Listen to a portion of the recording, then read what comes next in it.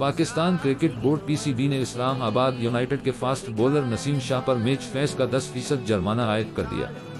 Cricketer Naseem Shah ने गुज़श्ता रोज Islamabad United और मुल्तान सुल्तानस के माबीन खेले जाने वाले मैच की आखिरी बाल के बाद वसे में स्टंप को लात मारी थी। पीसीबी के मुताबिक नसीम शाह ने मुल्तान सुल्तानस के खिलाफ मैच में लेवल 1 कानून की खिलाफ वर्जी की है। इन पर आर्टिकल 2 के पवाइनट 2 के तहत जुर्माना आयद किया गया, जबकि फास्ट बॉलर नसीम शाह ने अपनी गलती का एतराफ़ भी किया है। अलावा अज़े पीसीबी ने मुल्तान सुल्तानस पर भी स्लो ओवर रेट की वजह से 10% जुर्माना आयद किया। मुल्तान सुल्तानस ने एक ओवर मुकर्ररा वक्त के बाद कराया था।